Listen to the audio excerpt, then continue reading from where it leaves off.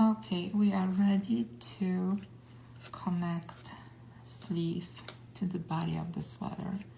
This is how my stitches were kind of waiting for me to work on this again. I can cut my marker.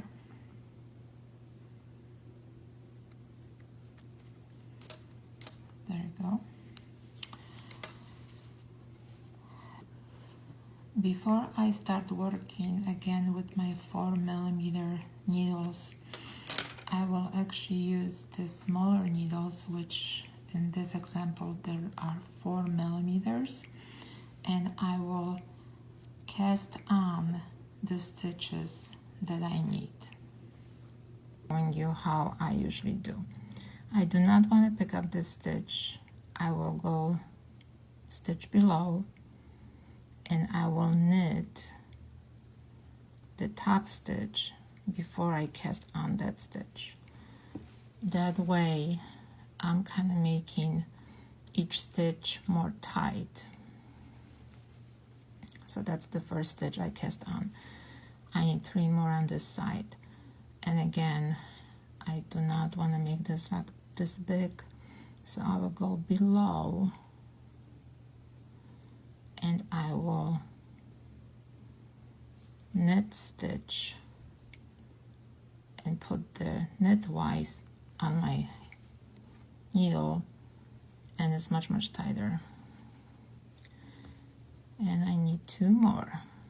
In this case I want to use this one. This one looks nice, but I need extra one, so what I will do, I will pick this stitch here.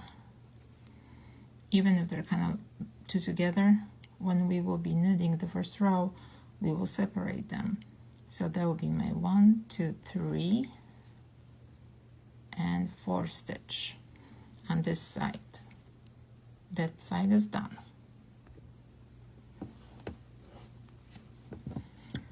Okay, the first stitch on the left. Again, we're going kind of find the row below. And what we want to do, we want to tie this gap. So we will knit.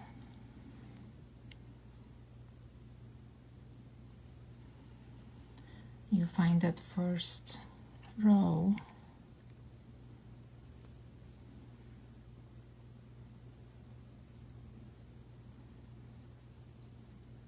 And you knit again. And I know this part is very difficult. Take your time. Redo if you don't like it. Make sure before you start your first row, you're completely satisfied with the cast on stitches. So I'm casting this one on. See, it's a little bit nicer and more tight. I need 3 more. My second one, I think, we will pick up this stitch. Nice and easy. And my third one, I will use, let me think here for a second. Okay, I have 1 opening and 2, okay. So because I have 1 opening and 2 sides and I need 2 stitches, what I will do, I will knit this one and I will cast on, and then, my last stitch will be just right here